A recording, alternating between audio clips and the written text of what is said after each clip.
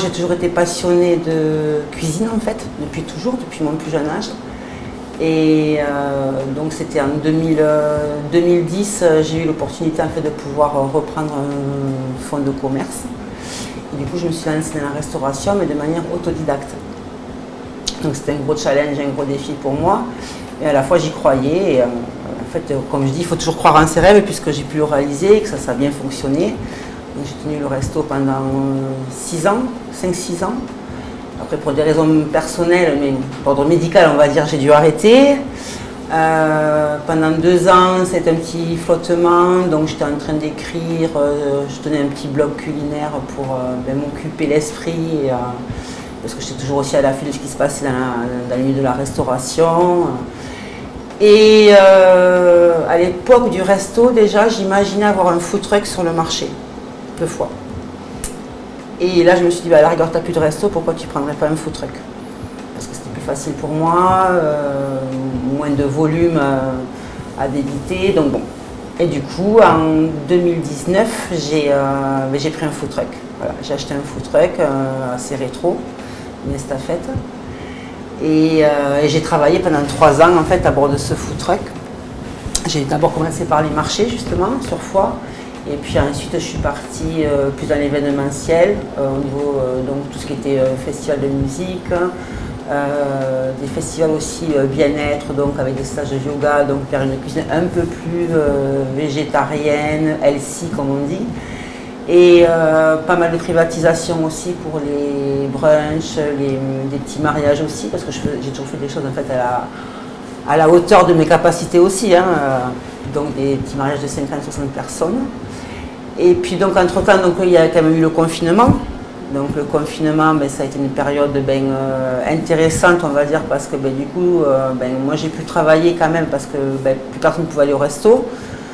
Et puis quand le confinement s'est enfin arrêté, heureusement, c'est vrai que là il y a eu une période de flottement sur l'activité du food truck, puisque moi j'étais toujours dans la cuisine et pas dans la cuisine de monoproduit.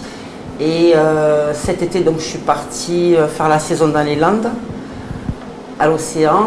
Et là, je me suis dit, bon, ok, c'est super et tout, mais maintenant, en fait, j'ai envie de reprendre une activité, mais entre 4 murs pour proposer une cuisine et pas que de la street food, quoi, en fait. Voilà.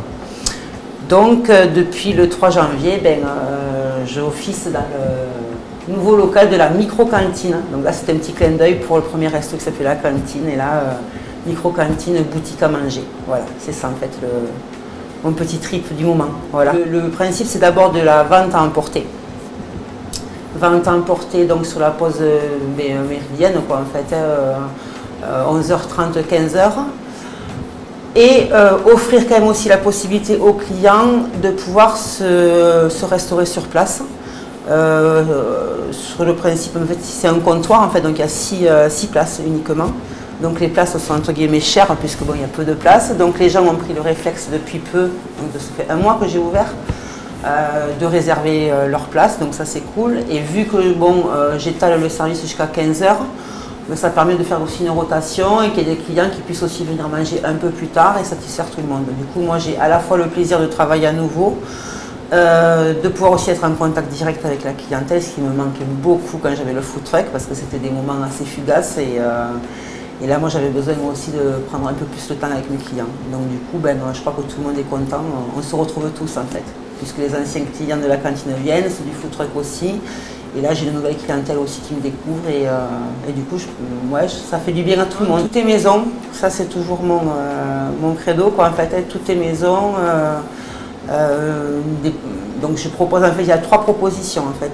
Il y a une formule casse-croûte, c'est-à-dire le sandwich, que je vais décliner au cours de l'année de différentes manières. Ensuite, il y a donc un bol. Donc là, en ce moment, c'est le ramen. Parce que c'est vrai que c'était un plat qui n'était pas du tout proposé sur la ville de Foix. Je pense que c'est intéressant aussi de le proposer. Donc voilà, j'ai mis en place le ramen.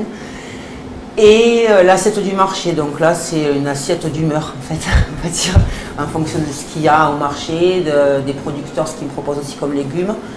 Et après, il y a toute la partie dessert, sucrerie. Donc là où c'est donc tout ce qui est pavlova, carrot cake, des desserts bien régressifs, bien gras, qui font du bien et qu'on a envie de reprendre. Voilà, c'est ça le principe, de se faire plaisir. Là c'est une petite pavlova avec un un confit yuzu, que j'avais récupéré donc à Saverdun. Et ensuite vous avez donc clémentine, kumquat, combava, crème fouettée. Donc une meringue bien crémeuse. Et ça, en règle générale, ça marche bien. C'est le petit dessert gourmand. Par contre, là, la cuisine que je propose, c'est pas une cuisine forcément traditionnelle. Alors on parle de cuisine fusion, c'est-à-dire que moi j'aime bien quand même la cuisine à travers le monde. Je trouve qu'il y a tellement de choses à proposer et à faire. Donc c'est vrai que je me fais plaisir en cuisinant des plats. Aujourd'hui, il y avait par exemple un rougail. Donc là, on était plus côté donc Réunion. J'ai eu la chance de partir aussi à Madagascar, donc du coup voilà, c'est des petites réminiscences aussi. Hein. Mais il y avait donc le ramen aussi, mais qui est adapté avec les produits que je trouve sur le local. Le casse-croûte après, pareil, hein, c'est que des produits, en fait c'est surtout des produits de saison. Le local, le circuit court, je le privilégie à la hauteur de mes capacités, mais par contre ça sera toujours une cuisine de saison. C'est-à-dire qu'il n'y aura pas forcément il n'y aura pas de tomates crues en ce moment. Voilà.